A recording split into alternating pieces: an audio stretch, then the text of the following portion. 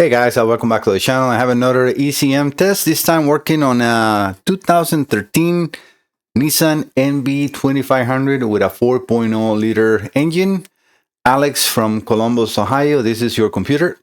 Alright, so he sent this computer, I just actually spoke to him. He said that they replaced the battery, and right after that the car didn't want to talk to the computer. They've connected a scanner and they got like a U105. Let me actually read it here because it's in Spanish. Yeah, U0001 lost communication. Okay, see if we can be able to checar one, pero no sé, ¿verdad? Yeah, he said that just all they did was replace the battery. All right, so I honestly have no issues with the computer in here, so they might have blown a fuse or something, and I want to show the test like I normally do, right? So I had the SUS ready to go, and I also have a multimeter.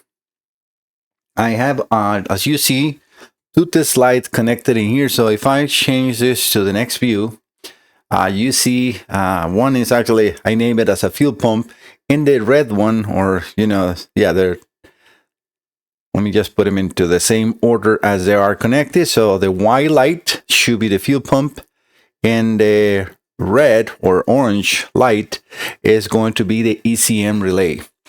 Before I turn this on, as I normally do, I'm going to show you a diagram. So let me move you over to the other screen so we can get to understand a little more how this works, and so he can check also in the car. All right, so let me, I don't think I'm too much in the way in there. All right, so this is original wire diagram from Nissan, at least for us in the aftermarket sector. We have to work with black and white wire diagrams in 2025. This is very weak from manufacturer, and there is no hyperlinks, no nothing. Diagrams are not so bad. At least the way this is drawn is easy to follow. But all right, so, and also I have to flip the page because it's like as you can see, the letters are in the wrong way compared to the diagram. All right, so this is the first page of the diagram. As you see, this is a BQ40DE, which is a 4.0 liter DE, engine. It's a V6. Might see. I'm not sure if it's a V6 or V8, but it's a 4.0. All right, so we have the two relays in here that we're going to check. The fuel pump relay, right where I'm hovering with that red square, and then the ECM relay, the main ones that we need to make sure that the computer is powering up and also able to control, because the ECM relay will power up a lot of ignition coils, injectors, and master flow sensor, just to make it short. If we see here, so this side of the relay on the ECM next to the letters of the ECM, I'm going to make that a little bigger so you at home can see that better. All right, so the ECM relay right here, and we can see the contactor size. So this is where we have a fuse, a 20 amp fuse, number 53, that comes on from the battery. You can see this is a constant battery power, obviously to a fuse in case it's a short, and it's a 20 amp fuse, and it's fuse 53 on the IPDM, Intelligent Power Distribution Module, and that's the fuse box in the engine room. And that has a CPU. It's actually a module, and it will have communication as well. But so where you see something like this, that's the switch, the contactor part, where you see that little winding wire, that it is the control side. So on that side, in order for that relay to work and be pulled, right, because it's like a switch that when it gets power and ground into the control side, it will pull that contactor and close it, right? So that's what we're looking for. So on the one pin that no name or no numbers in here, again, very nice from whoever designed these diagrams, we have a power, which is shared to the same power of the supply, and it's also some other wire that goes into pin 30 on that fuse box, but let's keep it on to what we need to do, or we're checking here. The same thing will apply for the fuel pump. This is the contactor side. So when this contactor closes, that power go through, and it will supply battery voltage to, in this case, the fuel pump, and the ECM when it closes, that ECM relay to, you will see EVAP solenoids and injectors and coils and the master flow sensor. Obviously, it will not be on until the computer command those outputs on, right? But this is very important because if one of these two relays doesn't come on, well, for no communication, it has to be the ECM relay because, believe it or not, this same relay will power up the computer. So it will, as soon as you turn the ignition on, that ignition will send that signal from the computer to activate that relay, and then that relay will feed on terminal 87, right? That's how it's called, the same computer to completely then power up and then be able to work and command all the rest of the outputs. But even though that part is not on, it's for outputs and so on, and that might affect the communication. So we want to make sure that we can check those up. All right, so let's follow these pages, right? So we have the command on the ECM relay. Let's start with that one. If we follow that wire, comes out into that pin 7 on the fuse box, and it goes into D on the diagram. So this is very unique to this original diagram. So we need to follow on the same page, on the next page, that arrow with a D letter. So if we go down into the next page, into D, which is right here, right? So I'm trying to, I'm on the way, right? So let me get myself out so you can see that. So that exactly is where D is, right? So we're going to follow that D, and then we can go up, and it says that it's pin 111. So pin 111. If I go back to the fuel pump, it will come to pin 113. So we can not waste the time.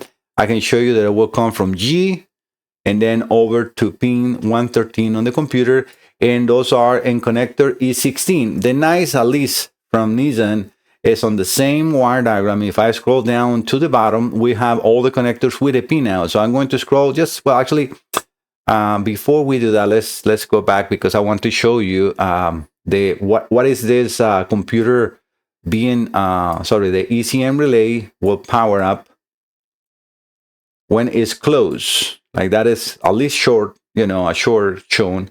So we have again this pin 3 and 4. So A, and then on 4 L. So these two A with a with that triangle, and L are now the output of that relay, of the ECM relay. So we need to follow those A and L, right? So A, let me just see, because I think it's on to the next page, and L. So this transfers to Q, and A will transfer into S. So Q and S, that's just the way you read diagrams, right? So I'm trying to, help if you're looking forward to repair or do something, how to understand those diagrams. So Q and S. So Q transferred into B, and S into X. So B and X now, right? B and X. Okay, we got at least X in here. I'm going to stop it right here so we don't have to, follow the entire diagram, but we got X in here. If I follow this, it provides power to the EVAP canister solenoid, to the bias control solenoid valve, to the intake valve timing control solenoid in bank 2, and to the same solenoid but in bank 1. And then it transfer, or it keeps going into AA, DD, and EE. And AA and EE. And we can follow, and that will power up a lot. So what I want you to see is like we're going to follow that AA and EE just because AA and EE right here, if we follow this EE, right, and we come up, you see it's now providing power to the master flow sensor. It provides power to the purge controls solenoid, but it also provides power to the same computer, right? And pins 119 and 120. So that is why important. Why? Because if those power don't come on when the ignition switch is completely, the computer will power off momentarily and then it will go back to sleep. Why? Because I never received my power. So this is terminal, what we will call, in all the rest of the vehicles and everything, terminal 87. Terminal 30, constant battery power. Terminal 15 is ignition power. So only when the ignition is on, you will have that terminal 15. And terminal 87 will go through, it could be power through a relay, as long as it's a relay that is being controlled. And when that terminal closes, and if you go and see a relay, you will see that it has that same terminology. Terminal 87 is when the contactor closes.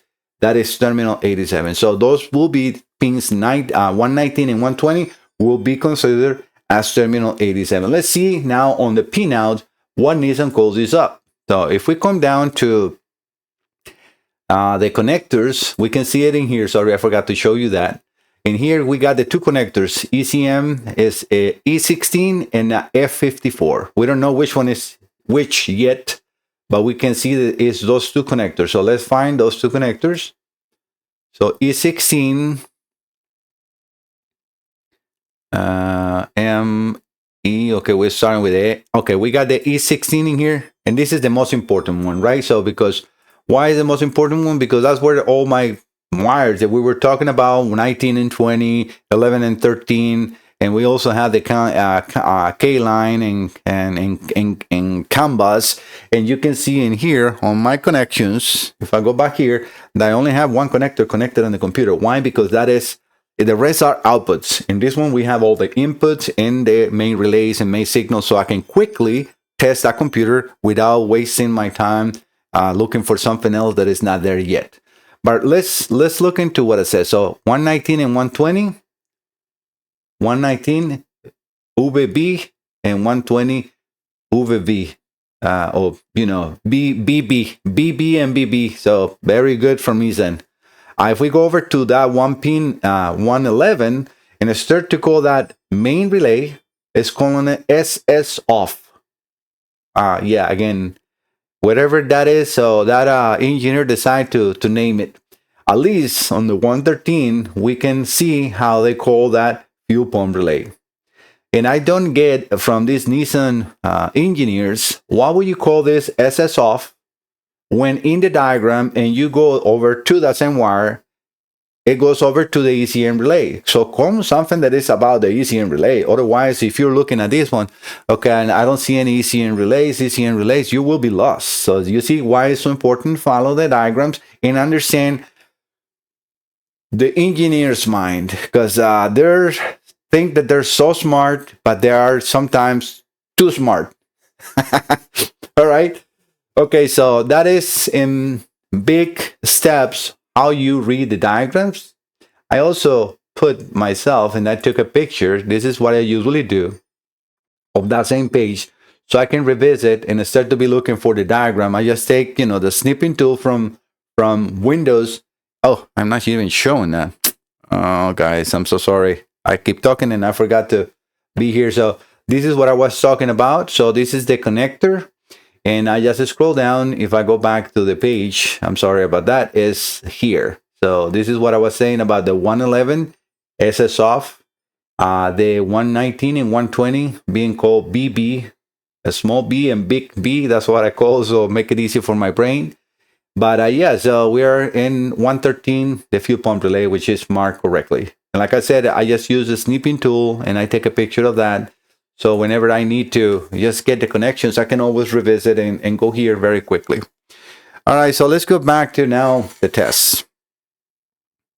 Let me put the meter and the SUS. All right, so let's power up the computer. I want you to see the test light. Remember, main relay, fuel pump. Both came on.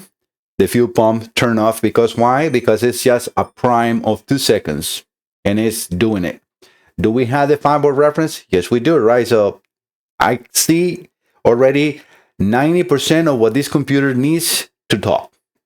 And that doesn't mean that we can have communication, because let's say, something short out and it damaged the CAN bus communication inside the computer. So we need still to establish now the communication with the scanner to make sure I don't leave anything hanging that might be the problem that Alex has. So I'm going to select the scanner. I'm going to go over to Nissan, and I'm just going to click on an auto ID because this is a 2013 CAN bus. This should talk, and look at how quickly it read the VIN number. And if you see that computer on the top, he put the numbers on here. You can see the last digits are 00235. And what we have in there, 00235. So can the scanner talk to this computer? Yes, it can. All right, so this now is going to try to read the entire car to see what else is connected. And that might take a little time, and especially with the snap-on. Every scanner is different, but this is not abnormal. Why? Because, again, since we don't have the entire vehicle connected, a scanner is trying to, hey, transmission, you're there. Instrument cluster, you're there. What else is there? Nobody. Then, okay, well, the only thing I can talk to is the computer. And then now it gives us the menu. Even though it will populate, because this is the scanner, will populate that whole menu. We will never be able to talk to anything else. Why? Because it's just the computer here. And you will have U codes on the computer. Why? Because the transmission is not there, or the instrument cluster, the airbag, the ABS. So yes, you will have, in this case, U codes, and that will be considered completely normal. Why? Because, again, no other modules are connected in here. And this is where it's very important to read. 1 second, guys. All right, sorry about that. All right, so we can see now the menu is being populated. Let's enter the engine codes. Hats, again, we don't have the key. TCS, communication line circuit. Intake, B, TIM, again, Nissan, right? With all these special codes on the codes. This got to be the valve timing, probably the solenoids. But yeah, we have, again, he has a 001. Not sure, I've never seen that code. It's probably U1001, CAN communication circuit fault. In this case, again, if we are talking to the computer right now, I don't see any problems with the computer itself. A CSCD, switch bolt to signal output, wrench, colon. These are completely normal for me. Let me clear the codes and see if anything changes.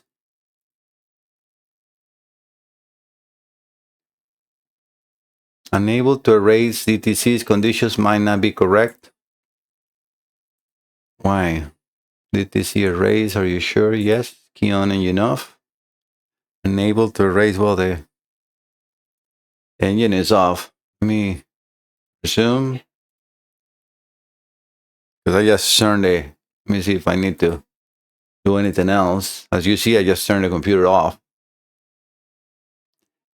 Let me see, initializing communication. You see, and this is where you see how it's like, if the computer doesn't receive that terminal 87, which is that last switch that I have in here, what happened? It loses the communication. Look, I have battery terminal 30, like terminal 30, terminal 15, and terminal 87. That's how important that terminal 87 is.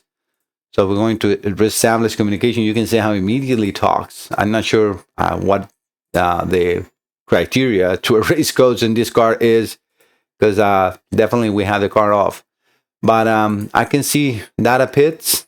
Let's go over to the data. I have nothing connected, so the only thing I'm going to look is for the battery voltage, which that's the only reason I use the snap-on, is because I can show you that more vividly. Let me change it to the volt. 1 second. Okay, so I'm going to go to 1 volt up, 1 volt down, another volt down, and then the regular voltage. And you can see how the scanner is picking out the signals immediately. So do I have communication? Yes, I have communication. Fuel pump, PCM relay. This computer needs to start. you need to check something in the car, Alex. I'm sorry, but that's all I can do for you here. I'm going to have to send you this computer back, and then you either have to get a diagnostician or check the fuses, like I show you right there. Those fuses. Just go back. I will send you the wire diagrams in the email, so you can check the fuses that are more important for the computer. But yeah, always before you send a computer, I always recommend to check powers and grounds. That is, at least the most important, especially if a battery was plugged backwards or left loose or something, right?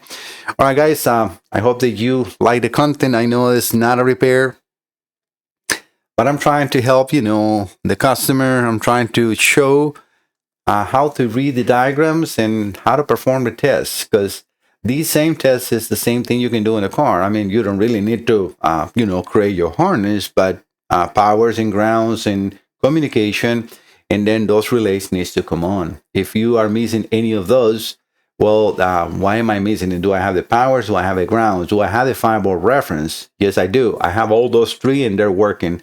I have no communication. Well, let me dip in, right? So you can remove those wires to see if it's a short on the harness, and then just connect your oscilloscope or your scanner directly in there, right? Because all this scanner is in here is connected to the can high and can low, and it's talking to.